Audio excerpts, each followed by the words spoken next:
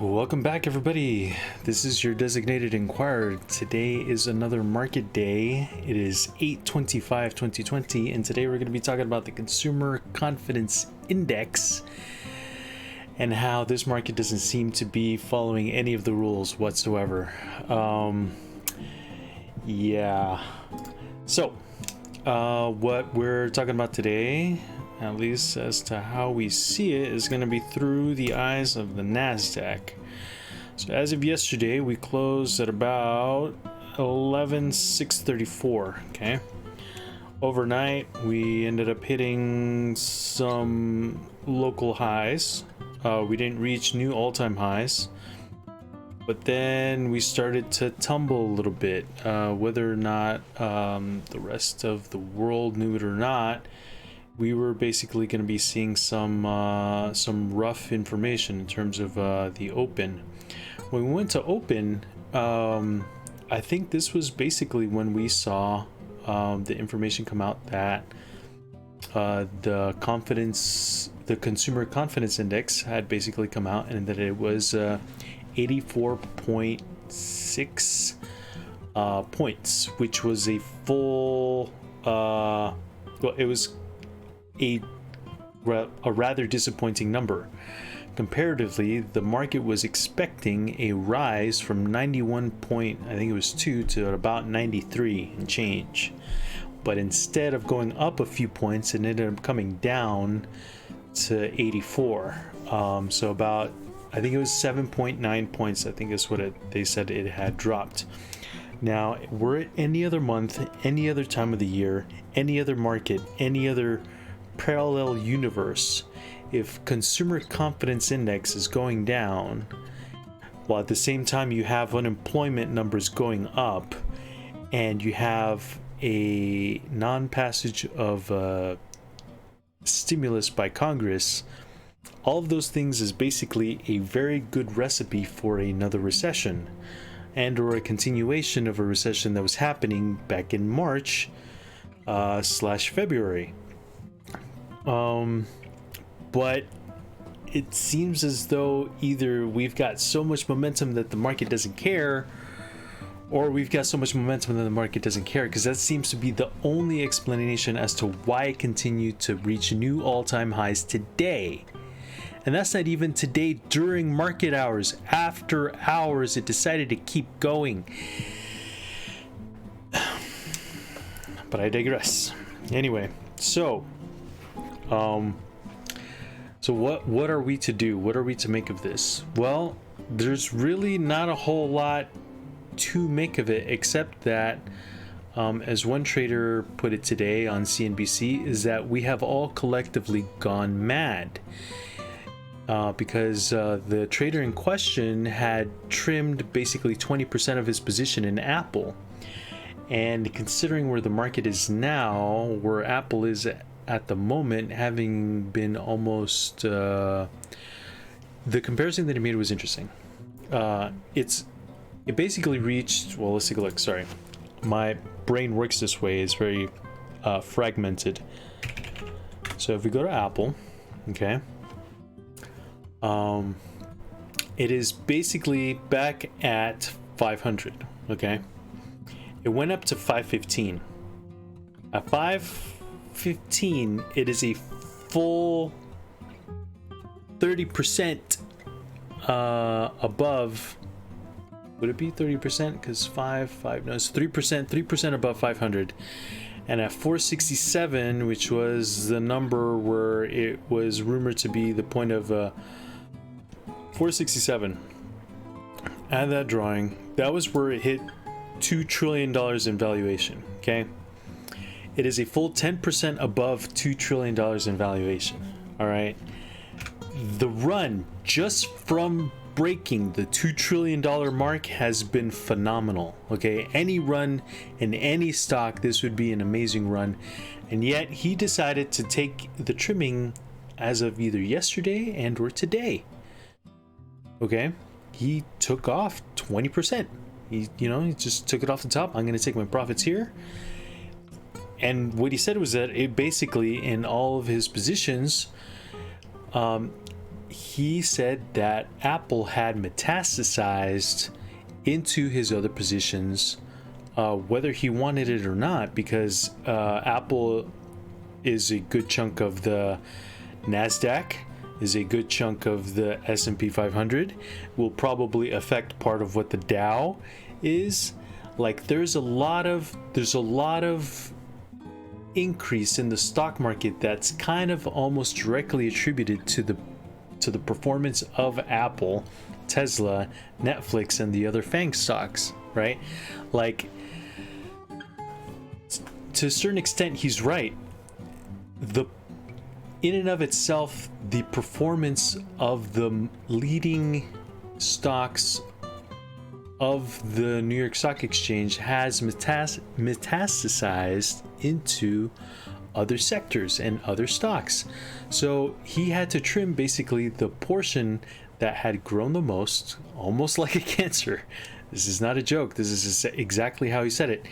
And that he had to basically trim a portion. He had to trim a portion of what his holdings were. And it was called a bold move. So he kind of took issue with people calling it a bold move to take off 20% of a position that had gone up, even from its $2 trillion valuation, up another 10%.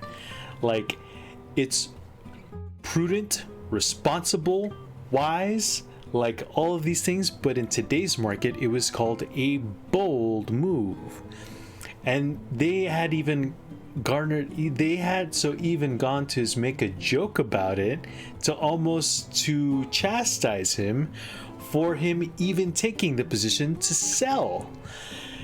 The way they did it was that, well, did you have any trouble finding a buyer? Like, good grief, like, really? Like, considering that's not even a joke to even make, like with a stock like Apple, considering the liquidity, etc., of the stock, etc. Like, I digress. It's the amount of arrogance and madness of the entire stock market can kind of be like consolidated into just that joke, right? Into how the market sees people selling into these all-time highs every day, right? It's to me, it seems like madness, right? To the rest of the world, it seems like madness. But much like my YouTube viewership, etc., you know what? The audience is always going to be right, and in the very same sense, the market, in a way, is always going to be right, because it is always selling and it's always garnering a particular price at which it sells. And that happens to be the price at the moment, and that happens to be the current valuation. Whether people are crazy or not has nothing to do with what is executed through the market, right? The market is just a function of the people that happen to trade in it. YouTube and the people that watch me and the algorithm, etc., whatnot, is just a function of the people that happen to be watching me, right? If more people tend to watch me and how they go about watching me, etc., is going to inform my decisions as to how I'm going to make content in the future. The same way, how people trade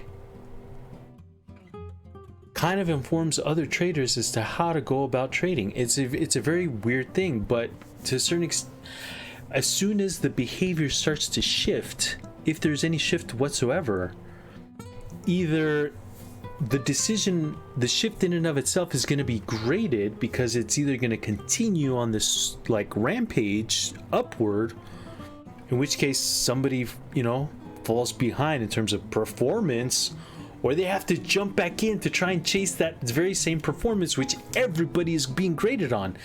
It seems like the Fed, in being able to give liquidity at a very quick pace, etc., whatnot, like in a way de-risking the market, made it to where it seems almost as if the very money that's being lent out is not even being used out to like buy homes, to start a business, etc. Because while some of these things are happening, like how the real estate market kind of overperformed today,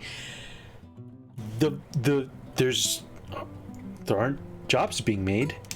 There aren't new businesses starting. There's a lot of things that are not happening. 30 million people are still unemployed at the moment. Like, the things that liquidity is supposed to serve as a function of for banks in particular doesn't seem to be executed. Instead, what it seems like this money is being used to prop up the very same market in and of itself.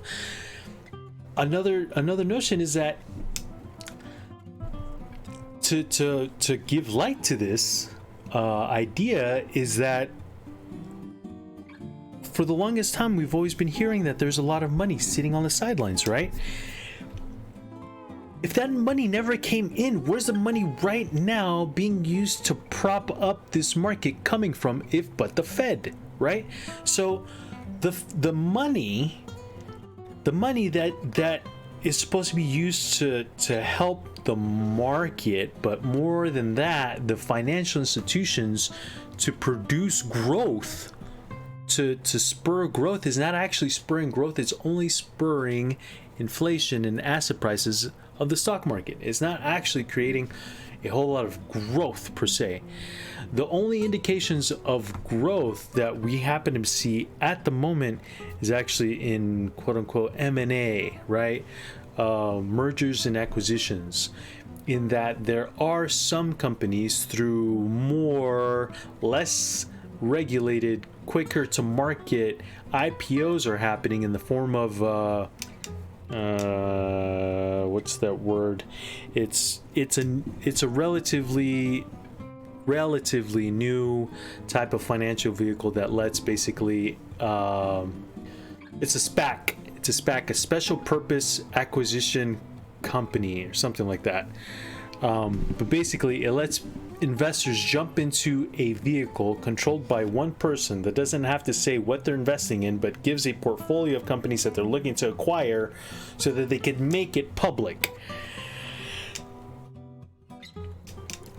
Normally, this type of vehicle, considering the financial regulations in terms of disclosure, etc. and whatnot, would not be up to snuff, would not pass a smell test to make it in a regular market where people depend on a high degree amount of regulation, a rather high degree of certainty about the vehicle that people are jumping in, etc. All of that is going by the wayside. So in a sense, there has been a huge deregulation in terms of risk taking by the companies that are currently going live at the moment and how they're going about becoming public companies.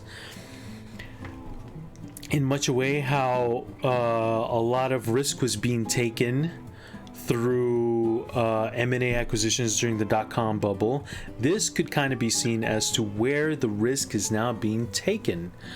Now it's being used to buy existing companies that were not public but are now public. To a certain extent, they have been making money. It is different than what the 90s were, where a lot of these companies were not making money. But then again, we're kind of in the same boat, because if you listen to every single investor talk about growth, and in terms of like which companies are getting the majority of the money in terms of confidence, etc., confidence in terms of raising of the stock price, the companies that are getting the most money happen to be the ones that are shoveling money, earnings, back into itself and borrowing money. Basically, their burn rate far exceeds their profit making capability to chase down market share and market growth, in terms of to be able to address the addressable market, as what some investors I hear on CNBC talk about all the time. Addressable market. So long as the addressable market, basically net saturation of a given company into a market, while there's still room to grow, there's still confidence in that it can fill that growth by basically spending to fill that demand, right? So there's a lot of companies that are being paid, that there's a lot of money being borrowed and thrown at, a lot of money being thrown at these companies to try and chase down that addressable market, whether or not it is in cloud computing, etc. Like all these things, there is effectively, by the amount of money being borrowed, by the amount of money being thrown at them, there is a runaway system right now of money chasing down future profits where the profits have not materialized yet, right? So their burn rates are incredibly high, and while they are producing some results, it's in a way similar to what was happening with the dot-com bubble, in that the addressable market happens to be the internet, and what we know of it today is incredible, and what they were chasing down was market share in terms of eyeballs, right? That was the addressable market for marketing purposes. So that happens to be my thesis as to how or what type of bubble is being created at the moment. And as soon as the money stops flowing, and or if it becomes inefficient in providing liquidity, as we kind of start to see it happen now, all that risk and fear is going to take over, and the collapse is going to be somewhat momentous and incredible.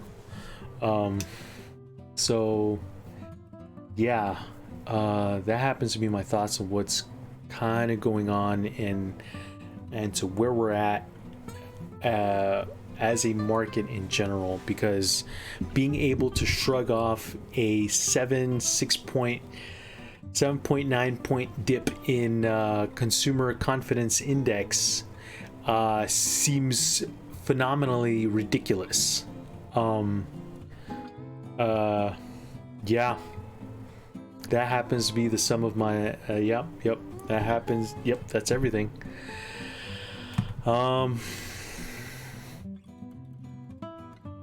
Yeah, I hope you guys enjoyed it. If you guys did, please like, subscribe, share me with your friends, tell them of the crazy things that I'm saying. I'm